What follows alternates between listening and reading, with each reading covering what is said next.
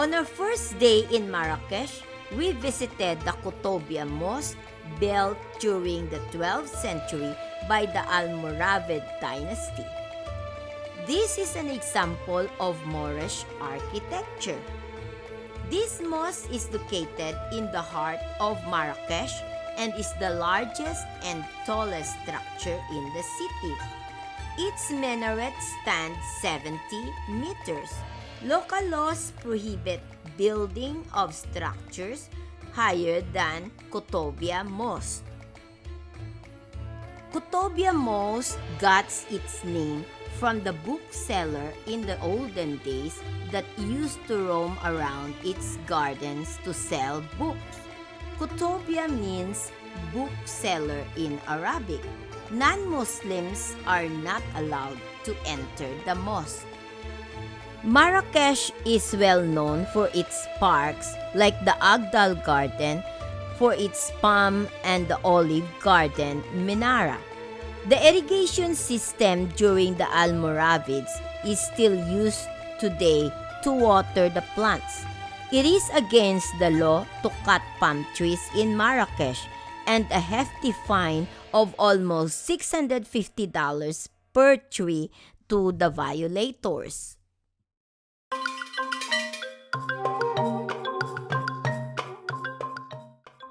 In the heart of the old city is the Gemma El Fina, composed of the main square and the marketplace.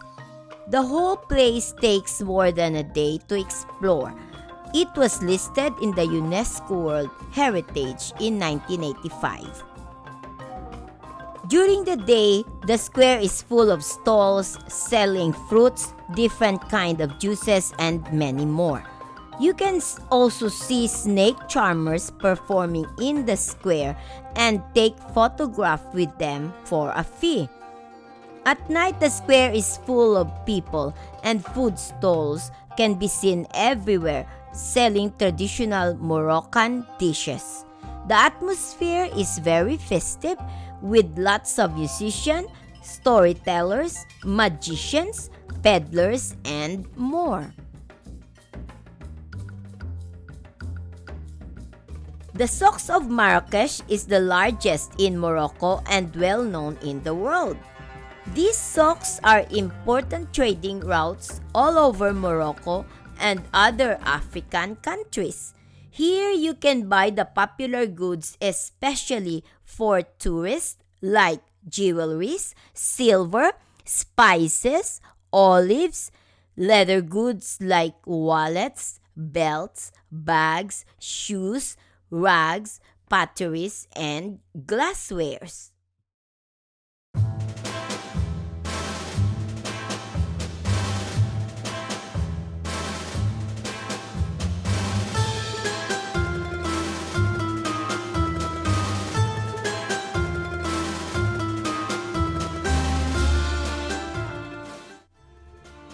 To reach Sahara Desert from Marrakesh is approximately 9 to 12 hours drive.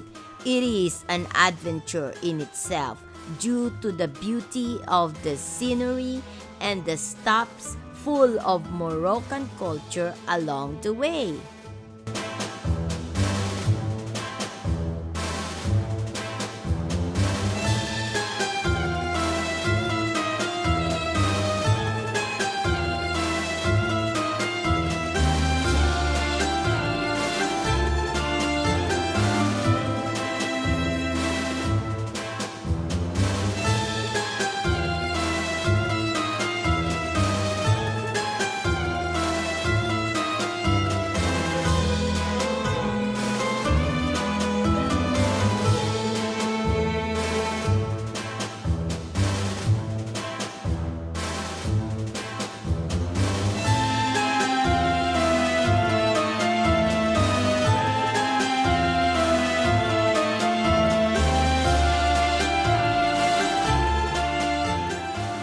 Merzouga is a small village in Sahara Desert, is mostly situated at the edge of Cheve. When we reached the village of Merzouga, we started our true Sahara Desert experience. Here we ride our camel and experience the stunning red-orange sunset with Archeville sand dunes, which is considered to be the biggest and most beautiful in Sahara Desert and in all Morocco.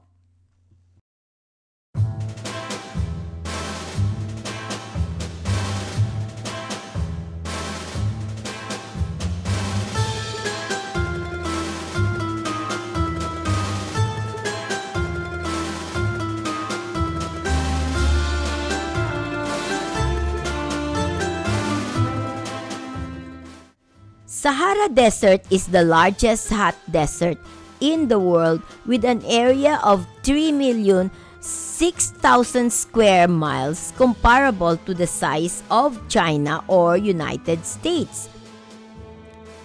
Sahara is an Arabic word for desert.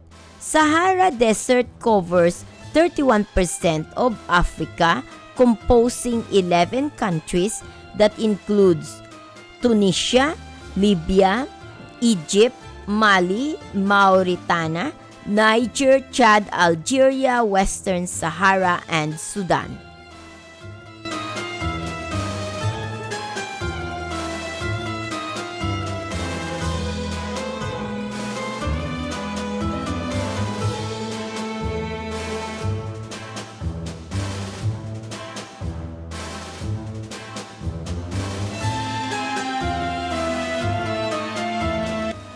During summertime, it is the hottest place on Earth with the highest recorded temperature of 47 degrees centigrade or 116.6 degrees Fahrenheit.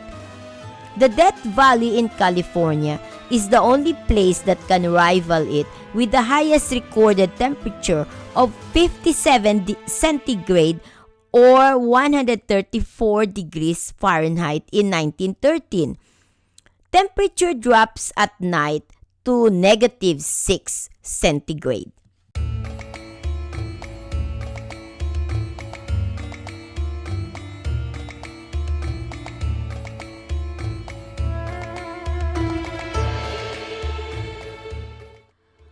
Only the four of us was in this camp on our first night.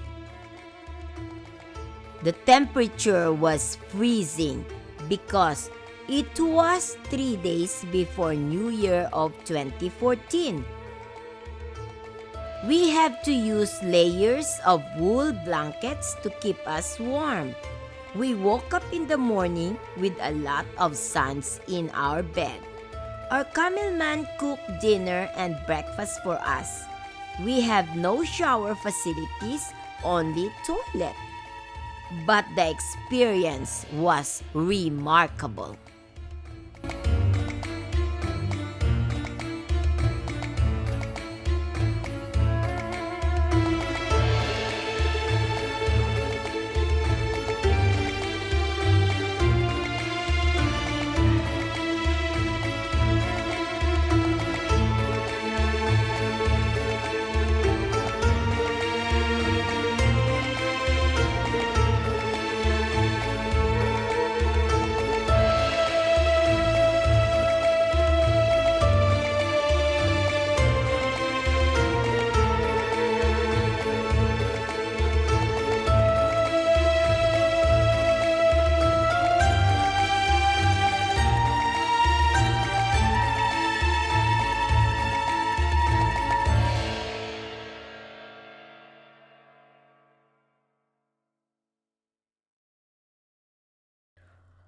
Although Sahara is scarce with water, it has at least 20 seasonal lakes and rivers. The two permanent rivers of Sahara are the River Nile and the River Niger.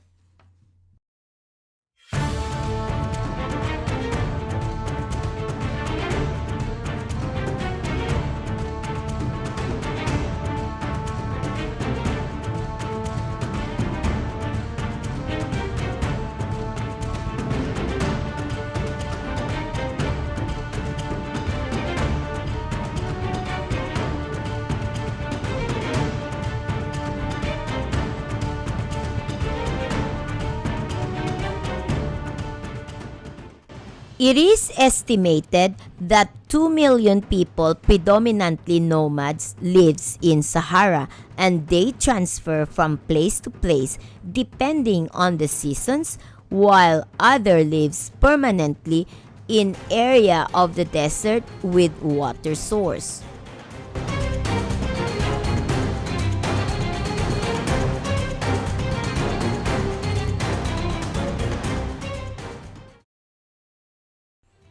On our third day, we immersed ourselves in a Berber house at the edge of Sahara Desert. Here we had a chance to rest and we were served with traditional Berber Moroccan dishes.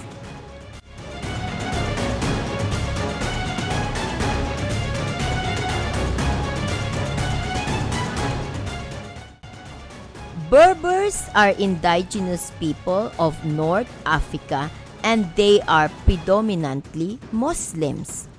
40% of Moroccans are Berbers. A large number of Berbers outside Africa are in France, about more than 2 million, and in Canada, estimated to be more than 25,000.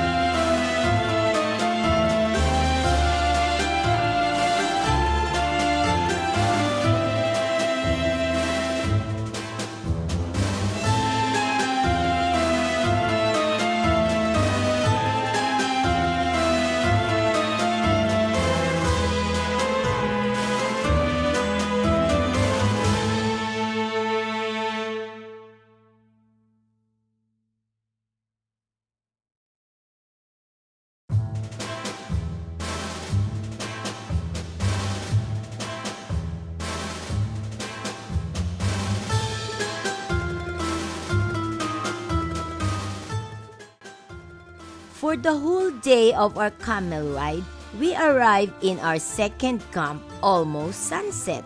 Here we met other tourists and experienced a traditional Berber dinner prepared by our camelman, Berber music, and Berber dance. It was an unforgettable evening to remember, where we share our Sahara Desert experiences for the past 2 days.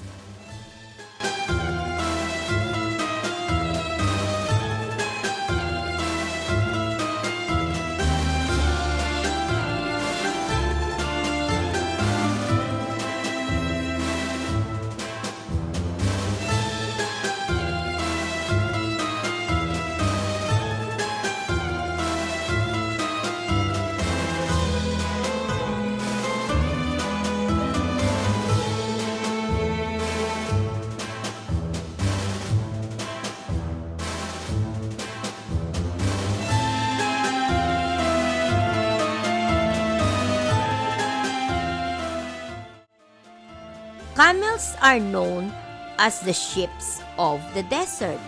They were domesticated more than 3,000 years ago and used for transportation in the desert because they are adapted to the hot, arid environment. Camels can store fats in their hump and use them for energy and hydration.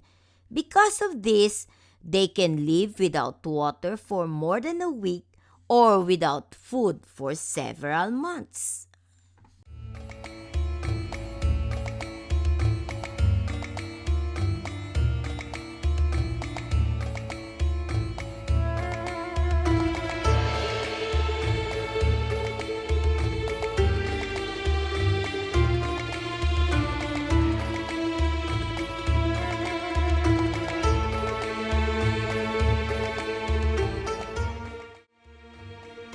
After 3 nights in Sahara Desert without shower, we spent our last night in the Riyadh Madhu Hotel. Here we had a chance to eat a nice dinner and enjoy the most comfortable bed. Tomorrow we are going to Ouarzazate, the Hollywood of Africa.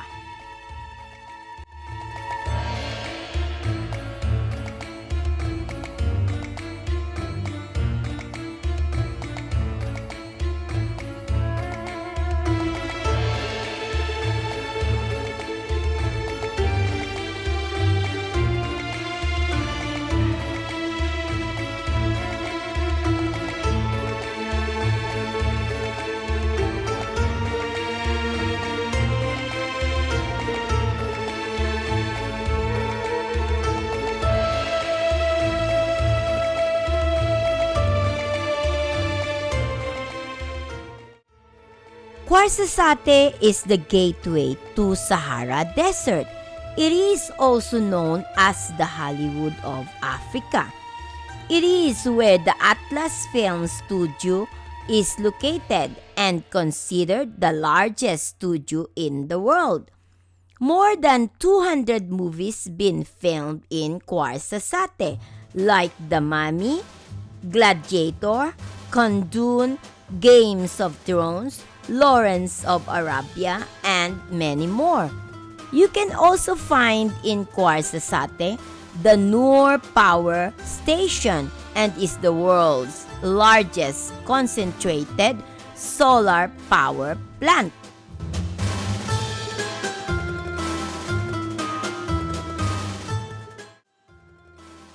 It takes about 10 to 12 hours drive from Merzouga to Marrakesh.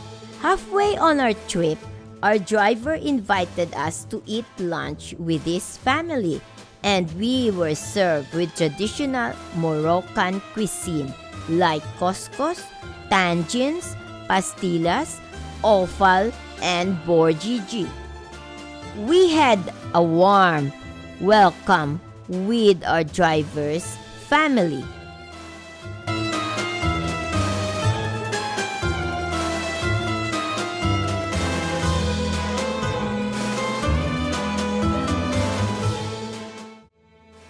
We arrived late in Marrakesh and slept in a Moroccan Marrakesh hotel. In the morning, we had a chance to wander in Marrakesh before we went to the train station to catch our trip to Casablanca.